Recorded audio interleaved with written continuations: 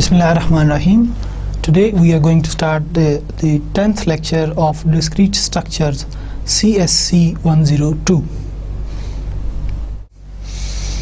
In previous lecture we have discussed divisors, prime numbers, and we have discussed also the fundamental theorem of arithmetic. We have studied also the division algorithm, how we divide the numbers, what is quotient, what is the remainder, and we have also studied greatest common divisor, which is called GCD, and least common multiple, LCM and GCD. You have studied already in earlier classes. And at the end we have studied what is the relative prime numbers, whose GCD is 1. Actually the numbers are called relatively prime. So today we are discussing what is a rational number and their properties, what is irrational number, what are the absolute values of a number. We'll prove the triangular inequality for any two numbers, and we will discuss floor and ceiling functions. So what is a rational number? I hope you all know what is an integer. Integers are 1 plus minus 1 plus minus 2 plus minus 3 and so on, which include also the 0. This is a set of integer which is usually denoted by z. You have studied earlier this. Now what is a rational number? A real number, basically it is a real number also. Any real number R is called rational if and only if R can be written as quotient of two integers. For example, as we can see here, R can be written as A divided by B, where A and B must be some integers, and there is another condition on B, that B must be non-zero. If B is 0, you know any number over 0 becomes undefined in mathematics. So for R to be a rational number, R can be, or R must be written in the form of a quotient of two integers A and B, where B must be non-null. A real number that is not rational, any real number which cannot be expressed as a quotient of two integers A and B, that is called irrational number. Or you can say that reverse of a rational number, a number which is not rational, is called irrational. More formally, the definition of rational number is given here. R is a rational number. Here you can see this symbol denotes, we have studied in logic what it means. It means if and only if there exist integers A and B such that R is equal to AB and B is non-zero. So this is a formal definition of rational number. Now we see some numbers, and we will find whether these numbers are rational or not. For example, we have a number 10 over 3, 10 by 3. What is this? 10 by 3. So this is a rational number. Why? Because 10 is integer, 3 is integer, and 3 is also not 0. So we are given a number which is written in the form of a quotient of two integers, where the denominator, the number which is below, is not 0. So this is a rational number. Another number, in the case of B, minus 5 by 39. So this can be written as minus 5 by 39. So minus 5 is an integer, and 39 is an integer, and this number is written in the form of a quotient of two integers. So this is a rational number because the denominator, the number below this this number which is below in this quotient, is non-zero, therefore this is a rational number. Now in part C you can see that this number is actually 2 by 0. Now the first condition of the definition of rational number is satisfied because in numerator the upper number and the lower number 0 both are integer, but the second condition which is imposed in the definition of rational number, which is b, the denominator must not be 0, this condition is not satisfied, so this number is not a rational number. Now in case of d, whether this number is a rational number or not, how we can recognize it, how we can find or know that this number is a rational or not. You have studied in earlier classes that if we have a decimal number just like this, and after the decimal the numbers are repeating, as we can say that the sequence 1 2, this is repeating 1 2 1 2 1 2 1 2. So such decimal numbers in which a set of integers or set of numbers repeats, here 1 2 repeats, 1 2 repeats, 1 2 repeats, so such numbers are also rational numbers. How we can prove it, or how we can see whether this number satisfy both the conditions which are imposed in the definition of rational number, that this number must be the quotient of two integers a and b, and the number in the denominator b must not be 0. So to verify that this number, decimal number, satisfy both these conditions, we can proceed as given in the part this. So we suppose that let x is this number. Here we have supposed that x is 0.12121212 and so on. So if we multiply both sides by 100, then what happens? 100x is equal to, here we have 12.121212 so on, because if we multiply here by 100, then the decimal goes to the right up to 2 decimal, because here we have 2 zeros. So we obtain 100x is equal to 12.1212.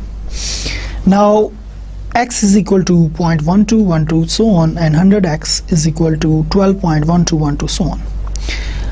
We subtract 100x x from 100x here, and we subtract 12.1212 so on from this, from the right hand side of this equation, or we take the subtraction of these two equations and we obtain 12.1212 so on minus 0.1212 and so on.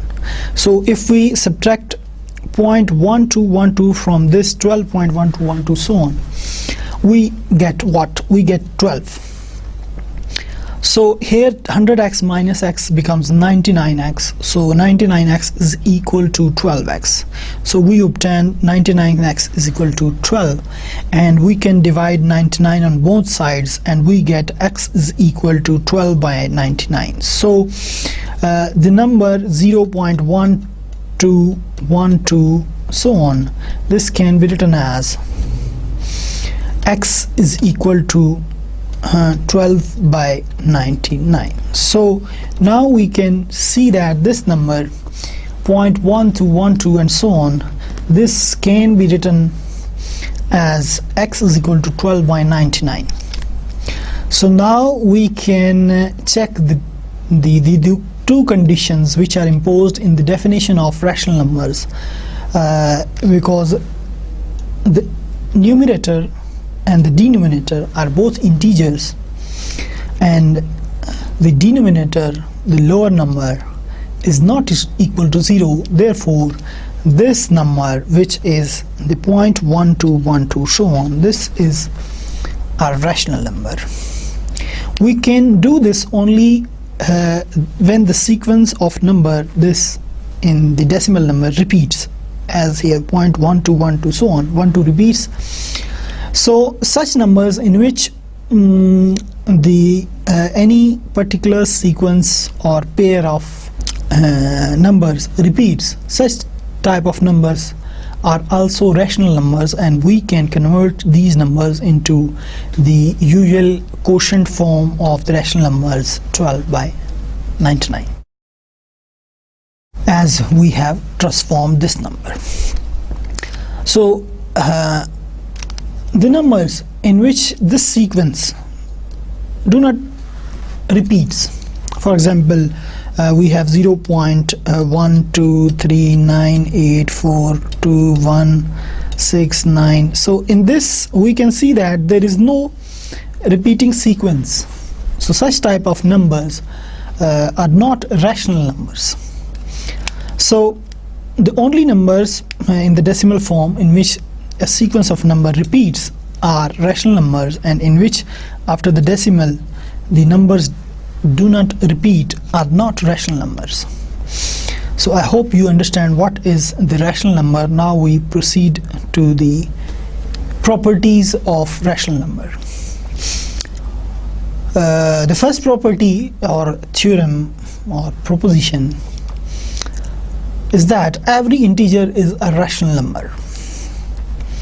So how can we say that every integer is a rational number? What is an integer? Integer are basically, the set of integer is z, which is the set of 0 plus minus 1 plus minus 2 plus minus 3 plus minus 4 and so on. This is the set of integers. I hope you already know this set. Now we have to prove that every integer is a rational number. So we can take any arbitrary integer, for example, for all n belongs to z, where n is any integer, any, it could be plus 1, minus 1, plus 9, anything, 11, 100, 200, 530, it could be any integer. Now we can write any integer n as n by 1. So any integer n can be written as n by 1. So we can now this integer n, which is written in the form of n over n 1, this satisfy both the condition of rational number. For example, in the numerator we have any integer, in the denominator we have any integer, and the in denominator number is not 0, therefore n is a rational number. So this is how we can say that every integer is a rational number. So as in particular we can take particular examples. For example, 3 is written as 3 over 1. So 3 is a rational number because it can be written as 3 over 1, where 3 and 1 are both integers, and in the denominator we have non-zero integer, so 3 is a rational number. So similarly we can say that every integer is a rational number. So this theorem is basically proved. Obviously it is sufficient to write these three these steps, and at the end we say that therefore every integer is rational. So this theorem or this statement has been proved.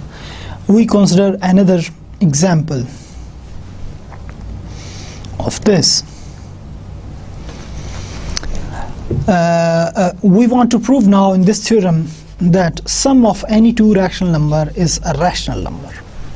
Now this we have to prove if we sum up two rational numbers which are any rational numbers, then the resulting number must also be a rational number. So how we prove it? First of all, we suppose that we have two rational numbers. Suppose R and S are rational numbers.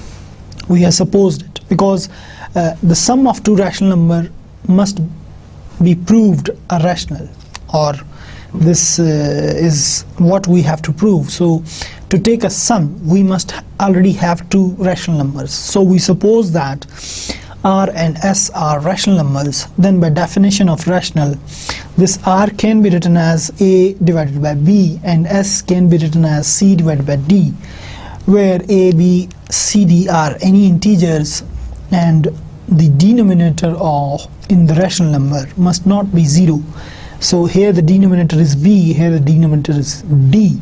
So B must be non-zero and D is also not equal to 0.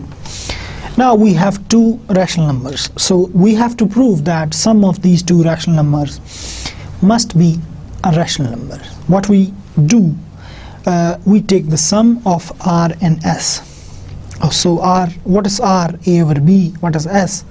We can write C over D instead of S. So if we take up LCM here, how we add up two rational numbers, how we add two numbers which are in quotient form. We take up the LCM of the numbers which are in denominator, and I hope you know the how we add up these two quotient numbers. We take the LCM BD. Here we have AD plus BC, so this whole divided by BD. Now we have to investigate whether this number is rational or not.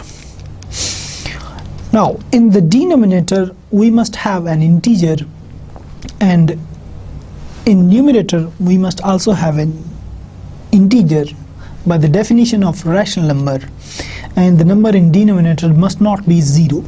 So we have to prove that the numerator is integer, denominator is integer, and denominator is not equal to 0. This is what we have to prove.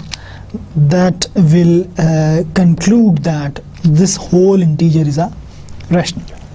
So we suppose we let that P is equal to AD plus BC and Q is equal to B into D. So this number now can be written as P by Q. Now this is sufficient to prove that P is integer, Q is integer, and Q is not equal to 0. Now P is basically AD plus BC, where A is integer, D is integer.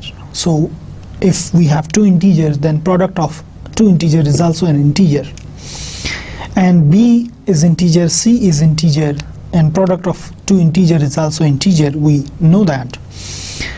And we also know that sum of two integers is again an integer. So this P is an integer. Why? Because it is a sum of products of integers. So P is an integer, and BD, as we know that, is also the integers. So product of BD is also an integer. So Q is also an integer. So first condition of the rational numbers is satisfied here, that P is integer and Q is integer. And we know that B is different from 0 and D is also different from 0. That is, B is not equal to 0, D is not equal to 0 if we have two non-zero numbers. For example, 2 and 5. These two are both non-zero, and the product of two non-zero must also be a non-zero. So if B and D are two integers which are not equal to 0, then their product is also an integer which is not 0. So we can conclude that Q is also not equal to 0. So this is what we have to prove for an integer, for a quotient form to be a rational number. So R plus S, which we have written R plus S, is P over Q. So P over Q is a rational number. Therefore and r plus s is equal to p over q. Therefore r plus s is also a rational number. So this is what we have to prove in this theorem: the sum of any two rational number is rational. So we have proved the statement, and now we proceed to the next theorem. So the next theorem is the double of a rational number is rational.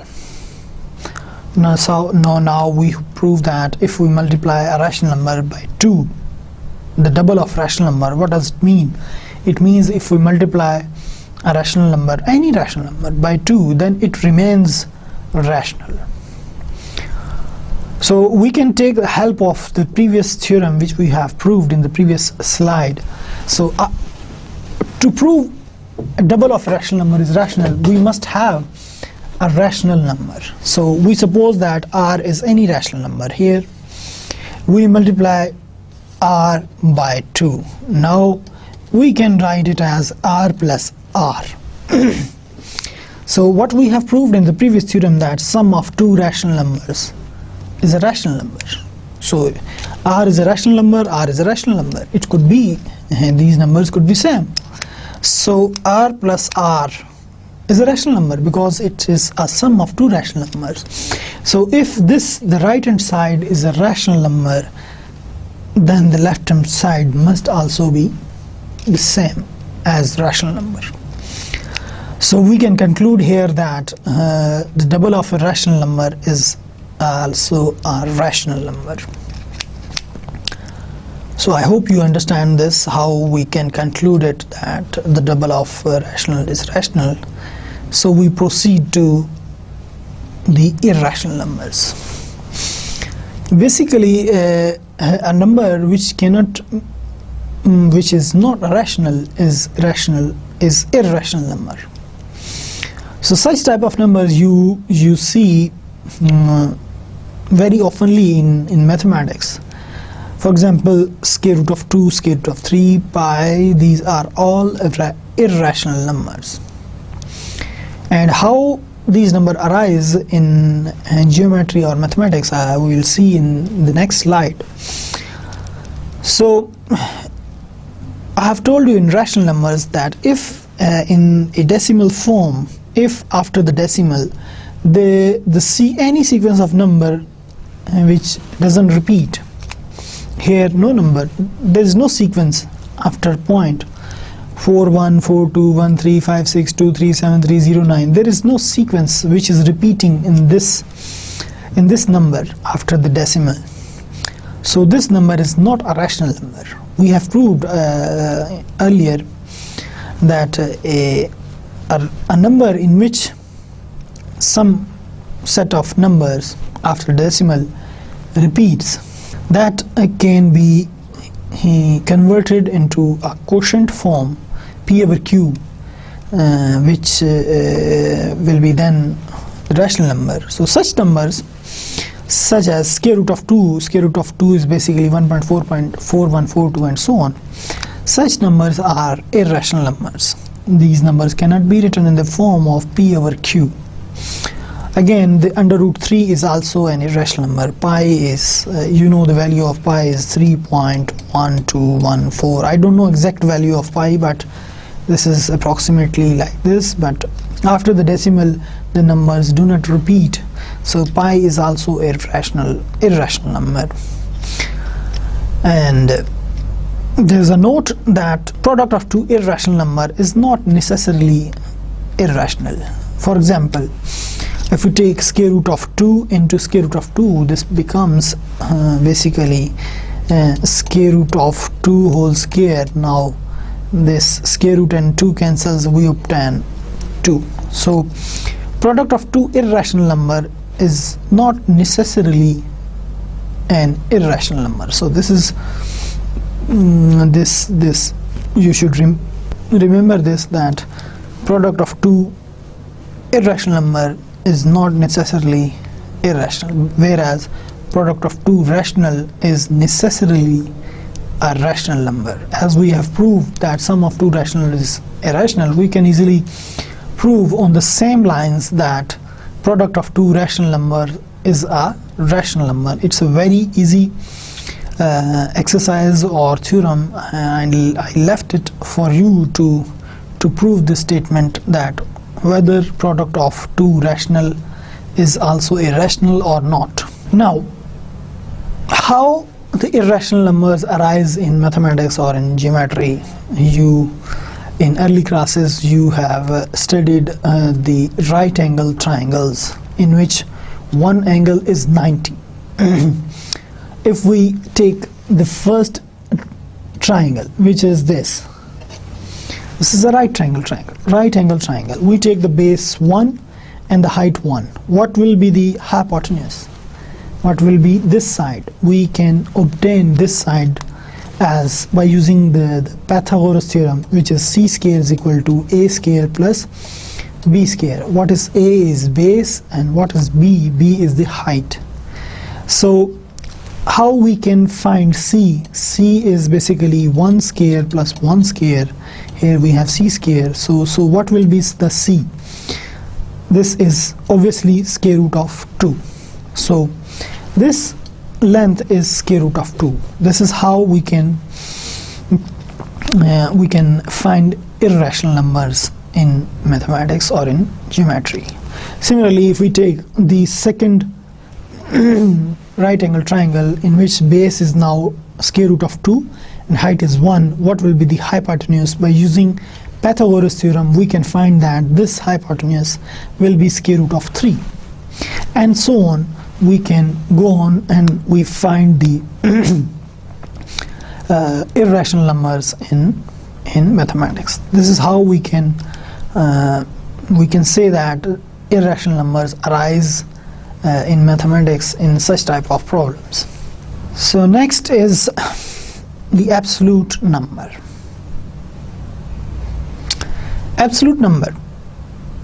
Before absolute number, we should see what is the combination of irrational and rational number. Now, if we take R as a set of rational numbers, R is a set, or you can say Q. Basically, in set theory, we denote the set of rationals by Q. So Q is a set of rationals. This is a set which contains all the rationals, and QC is the set notation of irrational numbers. This set contains all the irrational numbers. So if we take the union of Q and QC, so we obtain the set of real numbers. Now the set R, this basically denoted as a set of real numbers. So set of real number is basically the union of rationals and irrational numbers, and how we can graphically express the set of real numbers you have studied already. I hope that there is a straight line. This here we have minus infinity, here we have plus infinity, here we have 0, here we have 1, here we have 2, and so on. Here we have minus 1 and minus 2, and so on. So this, what is this? This is called a real line. Basically, on this line, each number is either rational or irrational number, and if we take up the union of rational and irrational number, we shall obtain this line, which is called a real line. So in mathematics, R is basically the union of Q and QC, union of rational and irrational. This is basically the set of real numbers. Now we move to the absolute number. Absolute number is basically a number which is always positive. That is, if the given number is negative, we multiply it by negative to make it positive. In actual absolute value, absolute of a number, of a real number, what this function does, this basically makes that number in any case positive. So for any real number x, we take any real number x. This real number could be rational, it could be irrational. So what is the absolute value of x? So we define and denote absolute of any number by writing two lines around on the left and right hand side of that number, and this is read as absolute of x. Now how we define the absolute of x?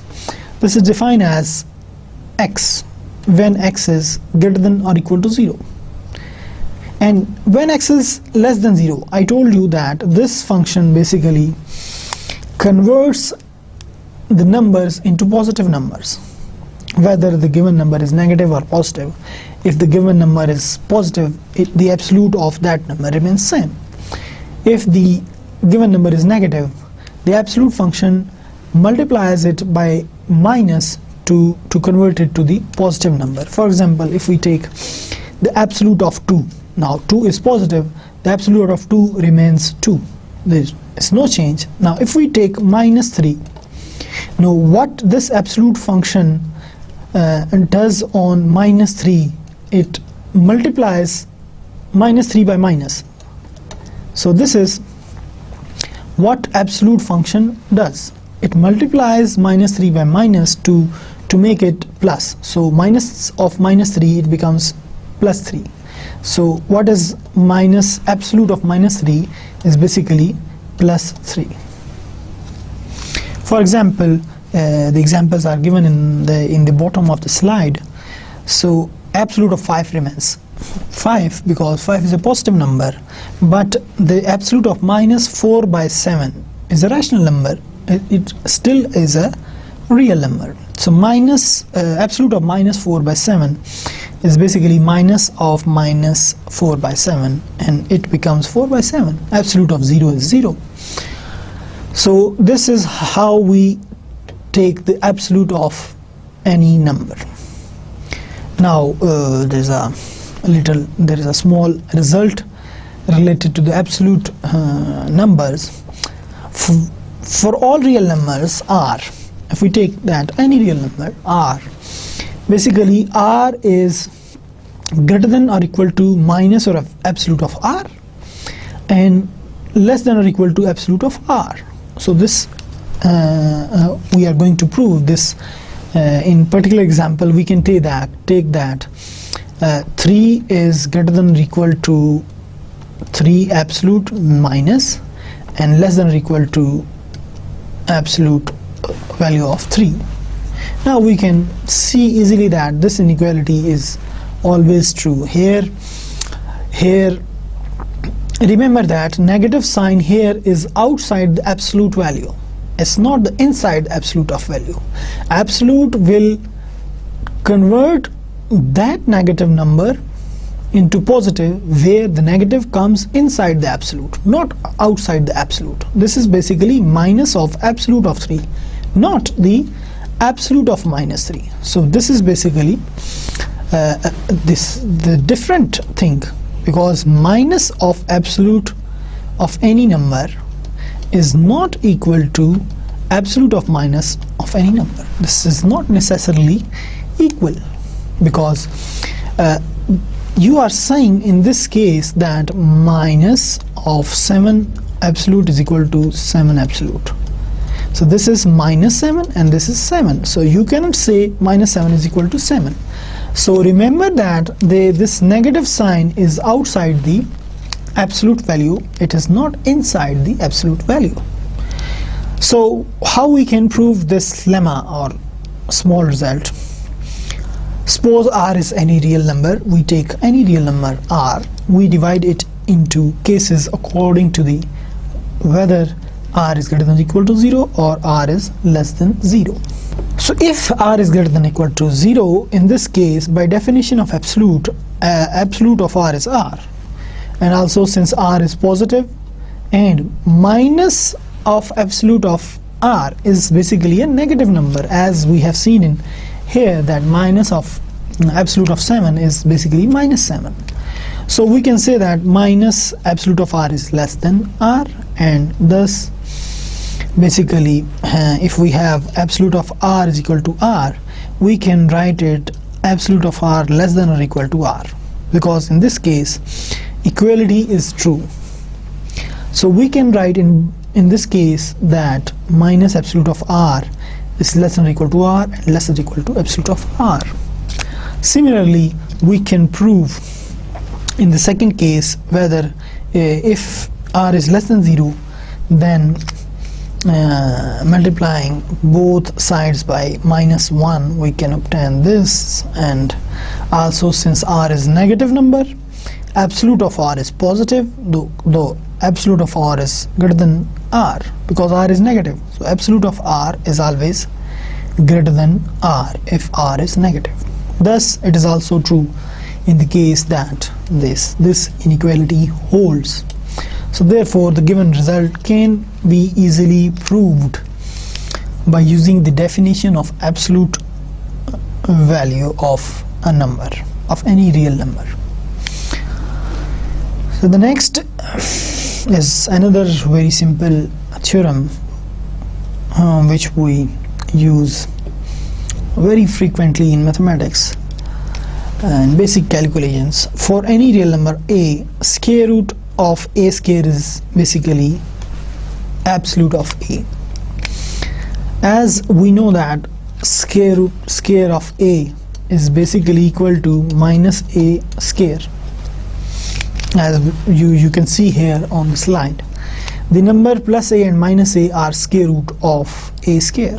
Means if we take square root of this, then this could be minus a and this could be plus a. So these two numbers are not equal, but here we can see that a square is equal to minus a square, because with the square we convert minus into plus. If these two numbers are same, but if we take up the square root of these two numbers, the resulting numbers a and minus a are not the same numbers. This is why we write the square root of a square is absolute of a, not the simple a. So we can read this theorem to if a is greater than or equal to 0 and if a is less than 0. We discuss two cases here. If a is greater than or equal to 0, then plus a is the non-negative square root of a square, because if a is greater than 0, then a square root is plus a, which is equal to absolute of a, because a is greater than 0. So if a is less than 0, then minus a is the non-negative square root of a square. If a is less than 0, then a square less than 0, then we take here minus a as a square root of this. Now if we take minus a is what? A is less than 0. So it's better to take the absolute value of a here, because we have multiplied minus here. What we have done here as same as we have done here in the absolute value definition. So we take here the absolute of a. So we can conclude that square root of any number, any real number, a square is equal to absolute of a. So we move further and we are now ready to prove the triangular inequality. This inequality is very important in mathematics and it has tremendous applications in mathematics. For all real numbers x and y are two arbitrary real numbers, means any real numbers. And what is the triangular inequality? That is absolute value of x plus y is less than or equal to absolute of x plus absolute of y. So what is basically this? And we can see that 10, if we take 10 and y as minus 5. So if we take up absolute of this is basically less than or equal to absolute of 10 plus absolute of minus 5. Whether this is true or not, this is true, because 10 minus 5 is 5 here. Absolute of 5 is less than or equal to absolute of 10 plus absolute of minus 5. So what is this? This is 5 less or equal to 10 plus 5. So 5 is less or equal to 15. So this is always true. Equality holds when both x and y are positive numbers.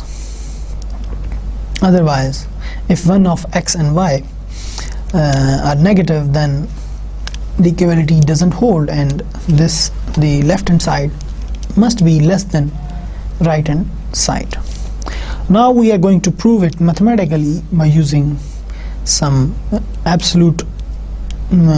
some mathematical relations and the definition of absolute value function. Suppose x and y are to any real numbers. Now first case is if x plus y is greater than or equal to 0, then absolute of x plus y is equal to x plus y. And we know that any number is less than or equal to its absolute value. So x is less than or equal to absolute of x, and y is less than or equal to absolute of y. So hence, therefore, x plus y absolute value is equal to x plus y, and x is less than this, y is less than this. So indirectly we can say that this is less than this. So what does it mean? That this implies x plus y absolute value is less than or equal to x absolute plus y absolute, or absolute of y. In the second case also, when we take x plus y less than 0, then x plus y absolute value can be written as minus x plus y, and minus x is less than or equal to minus x absolute value, because minus of x absolute value becomes plus x. So minus x is always less than minus absolute of x. Minus absolute of x is equal to plus x absolute of x, because if we take up minus 5 absolute or plus 5 absolute, it becomes 5. So these two are equal. So we can write minus absolute of x equal to absolute of x here. Similarly this, and this is equal to this, which is less than this, this is less than this. What we conclude? We conclude the triangular inequality. We have proved it for both cases. X plus y is greater than or equal to 0, and x plus y is less than 0. So we can conclude this result, and this is called triangular inequality. The next is floor and ceiling functions. We shall study only the definitions of floor and ceiling function here today, and in the next lecture we will study some properties of floor and ceiling functions. So now, what is the floor function? This basically, floor functions and ceiling functions have many applications in computer science. Especially these functions are used to convert the decimal numbers into the integers. So what is the floor function? It is denoted by floor of any integer x. How we denote it? We denote it by this. This is basically special type of brackets, this x and this, such type of notation it has, and this is called floor of x. And how we define it? Floor of x means that unique integer n such that x is greater than or equal to n and less than n plus 1. So why we say it a floor function? Because if we write any integer, any real number, for example 5.349, this is any integer. Now we see that what is the immediate less number of this number? The immediate less is this, and immediate greater the number of this number is 6. So this is 5.349. What is the immediate less integer of this number? We are talking about integers. What is the immediate less integer of this number, and what is the immediate greater integer than this number? If this is basically the 5 and the immediate greater number is 6, so what is the floor of this? Floor of 5.349 is basically what? 4, which is the immediate less integer of this number. This is basically called the floor of any real number. If the given number is already an integer, for example 5, then this can be written as 5 is greater than or equal to 5 and less than 6. So the floor of 5 is also 5, and the floor of, as we have seen here, 5.349, what is this? This is also 5. So the floor function basically converts the given real number to the immediate less integer of that real number. So this is basically the definition of floor function, and formally we can say that this is floor of x is that integer which is immediately less than that real number. X is less, basically n is less than or equal to x and less than n plus 1. So floor of any real number is that integer which is immediate less than that real number. And the ceiling function, basically here you can see in the figure or in the graph that floor of x, if we are given x here and the immediate less integer is n, immediate greater integer is n plus 1, which is greater than x, then what is the floor of x? Floor of x is this number. So how we define the ceiling function? This is basically the reverse of floor function. Given any real number x, the ceiling of x denoted by this notation, which is the reverse of the floor function notation. Now the ceiling function is now this is the notation of ceiling function. If we take up the ceiling of any real number, this is basically that unique integer such that n minus 1 less than x less than or equal to n. Now this is the immediate greater integer than that real number. In the figure here, if we take x, what is the immediate less integer? Basically n minus 1. And what is the immediate greater integer? N. This is n. So the ceiling of x is basically that integer which is immediate greater integer than that real number. So this is the formal definition of floor function. Floor of x is equal to n if and only if n minus 1 is less than x less than or equal to n. So this was the definition of ceiling and floor functions. So in the next lecture we shall prove some properties of ceiling and floor functions, and we shall prove also some theorems which will be helpful in the next lectures of method of proofs. So till today we stop here and we summarize what we have studied in today's lecture.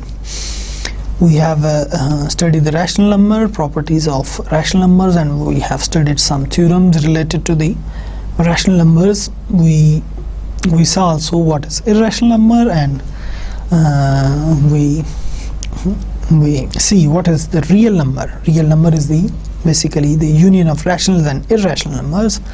We have studied absolute values of any real number. We have proved a very famous and very useful triangle inequality for any two real numbers, and we have studied also the floor and ceiling functions, the definitions of floor and ceiling functions.